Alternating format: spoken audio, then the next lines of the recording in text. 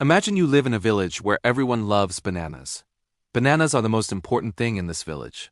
People eat bananas for breakfast, lunch, and dinner. They make banana bread, banana smoothies, banana chips, and even banana ice cream. Now, the big question is, how should this village organize its banana production and distribution? This is where our story begins, and trust me, by the end of it, you will understand capitalism and socialism better than most people who read thick economics books. Let us start with a guy named Carlos.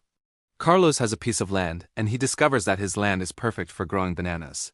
The soil is rich, the sun hits it just right, and the rain falls at the perfect time. Carlos works hard, plants banana trees, and after some time he has more bananas than he can eat.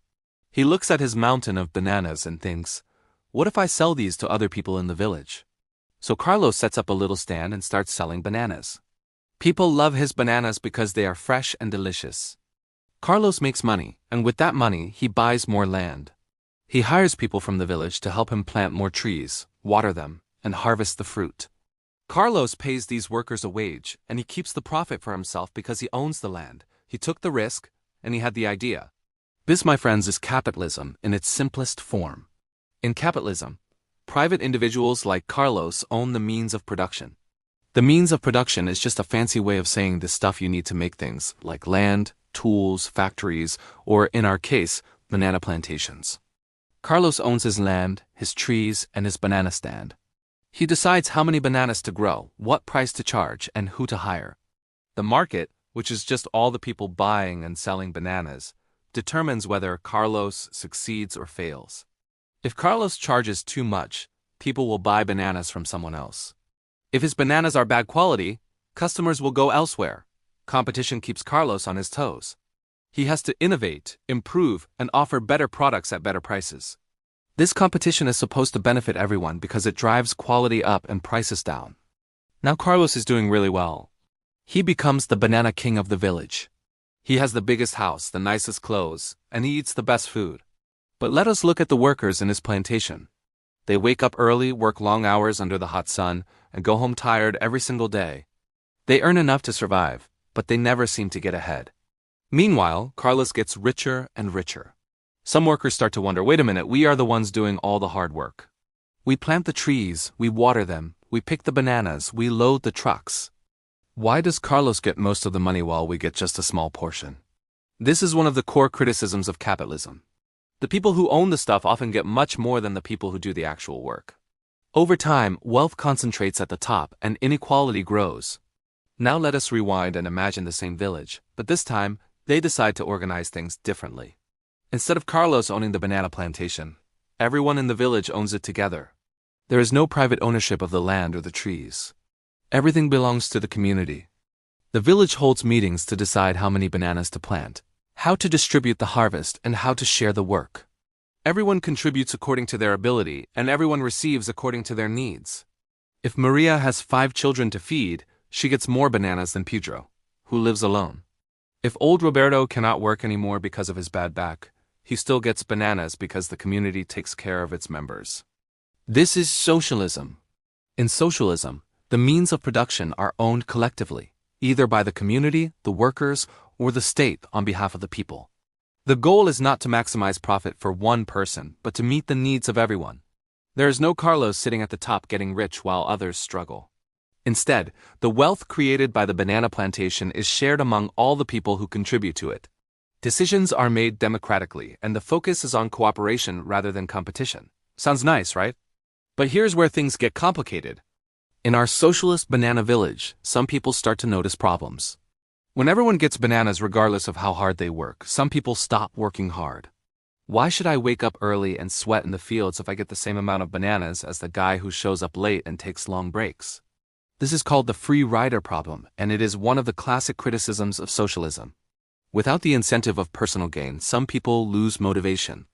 Productivity can drop, and there are fewer bananas for everyone. Also, who gets to make the decisions in this system? The village meetings sound democratic, but in practice, some people talk more than others. Some people have more influence.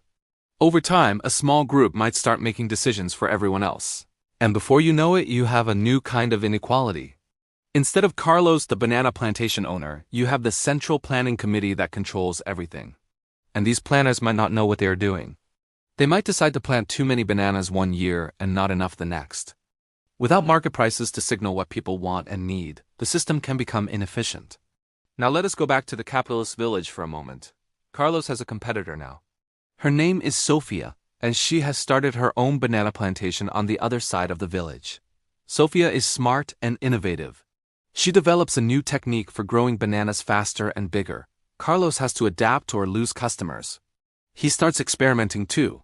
He creates organic bananas, premium bananas, even chocolate-covered bananas. The competition drives both of them to improve. Consumers benefit because they have more choices and better products. This is the beauty of capitalism when it works well. Competition fosters innovation and gives people options. But capitalism has a dark side too. What if Carlos and Sofia get together and decide to fix prices? What if they agree to both charge high prices so they can both get rich while consumers suffer? This is called a cartel, and it happens in the real world all the time. Or what if Carlos gets so big and powerful that he drives Sofia out of business? Now he has a monopoly, and without competition, he can charge whatever he wants. He can treat his workers poorly because they have no other options. He can pollute the river that runs through the village because maximizing profit is more important than protecting the environment. Without rules and regulations, capitalism can become exploitative and destructive. This is why most real-world economies are neither purely capitalist nor purely socialist. They are mixed economies that try to combine the best of both systems while minimizing the worst. In a mixed economy, you might have Carlos owning his banana plantation, but the government sets a minimum wage so workers earn enough to live with dignity. There might be regulations to protect the environment and prevent monopolies. The government might provide basic services like healthcare and education so that even if you are poor, you still have opportunities. Taxes redistribute some wealth from the richest to fund programs that help everyone. The debate between capitalism and socialism is really a debate about values and priorities. If you value individual freedom and personal responsibility, you might lean toward capitalism. You believe people should be able to keep what they earn and make their own choices. If you value equality and community, you might lean toward socialism. You believe everyone deserves a fair share and that we have a responsibility to take care of each other. Most people are somewhere in the middle, believing in both personal freedom and social responsibility. So the next time you eat a banana, think about where it came from. Think about the person who planted the tree, the workers who harvested the fruit, the company that transported it, and the store that sold it to you. Think about who profits and who struggles. Economics is not just abstract theory. It shapes our lives in profound ways, determining who has power, who has opportunity, and who gets left behind. Whether we organize our society more like capitalism or more like socialism or some combination of both, the most important thing is that we make these choices consciously and democratically, always asking ourselves, what kind of village do we want to live in?